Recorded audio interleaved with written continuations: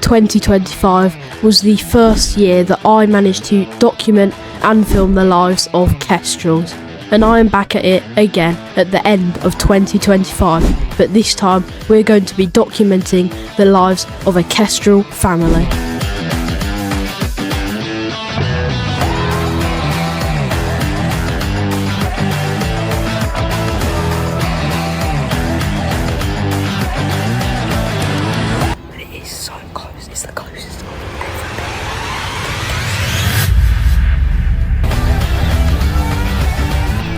Hello everybody and welcome back to another AB episode, and today I'm here with my camera and we are looking at something incredible. I came over here the other day and saw something that I've always wanted to see, a breeding pair of kestrels. This is extraordinary, and it's not just the two, there's also another one. So there's 3 kestrels around here, and I believe that they are some juveniles and they are 2 adults. So this is really incredible to see, something you know never really see in the UK. So yeah, I'm really excited about this, and yeah, let's just get into it.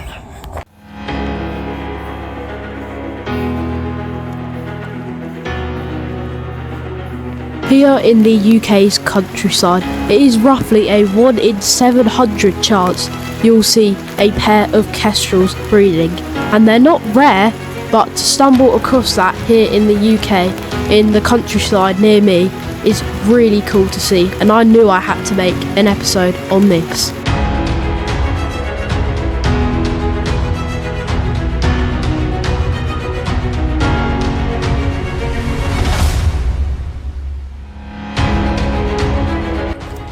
The kestrel is a thing that has been a bird of prey that is definitely my second favourite in the UK. You know, I've always filmed and tracked the red kite, but over the past couple of years of visiting this location, I've seen more and more kestrels over the years, and it's become way more prominent as you can see now on screen. I've actually had the opportunity to handle a kestrel, something not many people would have had the opportunity to do, but that was an incredible experience. And then I did make a mini documentary called The Secret Life of the Kestrel. That'll be on the screen now. That is one of our most popular videos, and I really enjoyed doing that one as I got to film kestrels up close. And then now we are seeing kestrels again, and I'm seeing them even closer this time, in more detail, and the most main thing is I'm seeing them consistently. I've been to this location for 4 days in a row currently, and yeah, I've just seen them all 4 days in a row in different places on this pylon, and I know that they have a nest nearby.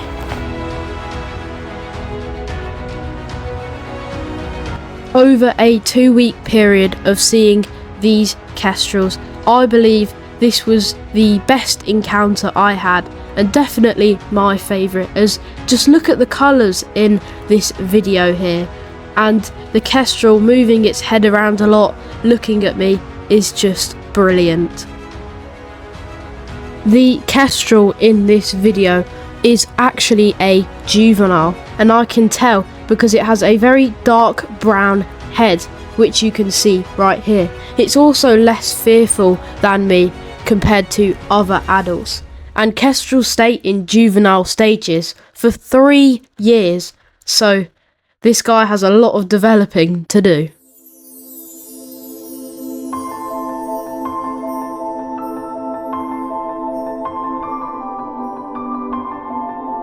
Kestrels' eyesight is so precise that they can actually see the wee of a mouse. That is how they adapted to be so good at catching mice, and he's definitely clocked me sitting and filming him. Here in the UK, kestrels are still fairly common, about 30,000 pairs, but finding their nests is a bit like finding a needle in a haystack. You'll see them hovering all the time, but to actually stumble upon a family like this, that is something you do not normally see.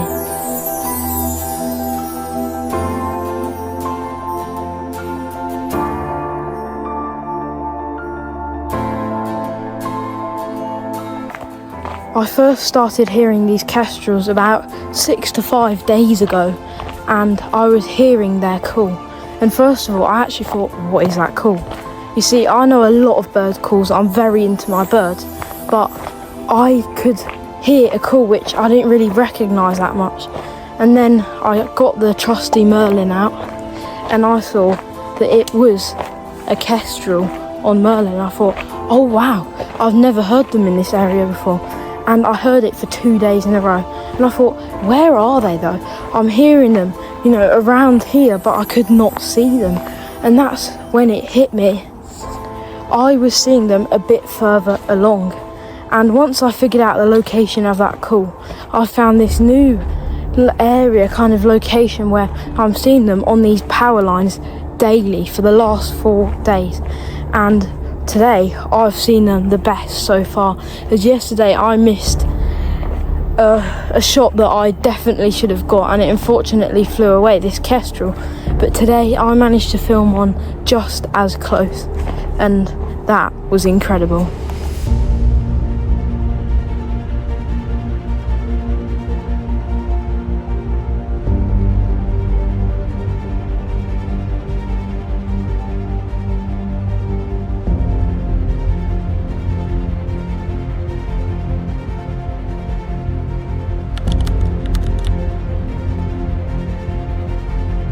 This was our first time seeing the male kestrel.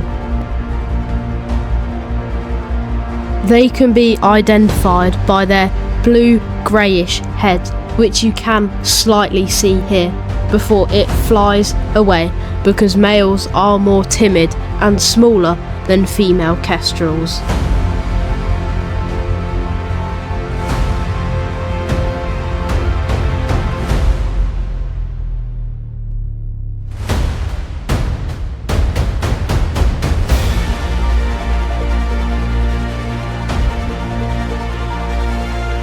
Another day later, another time we returned, and I got this close to the male kestrel, the father of all the juveniles in this area. I got this close, I could not believe my eyes. This was the male kestrel right in front of us.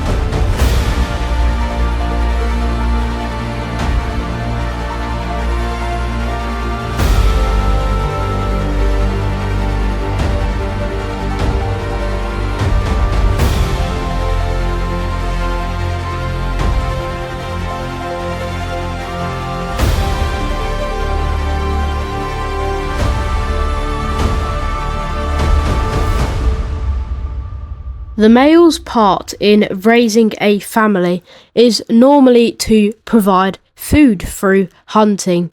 Now, this can be very easy when you can use ultraviolet light, which lets you see, as I said before, mice's wee on the floor. You can see the actual trails, so it was definitely easy for them to see me. But luckily I was crouched down low, did not pose a threat, and they were okay with me after getting used to me for a few days, of course. Just as I thought that our closest encounter was gone and this documentary was coming to an end, I then saw the male kestrel, the closest it has ever been, and my word, I did not expect this. There's a kestrel, I don't know the age. It might be a juvenile, but it is so close. It's the closest I've ever been to a kestrel. Look at this.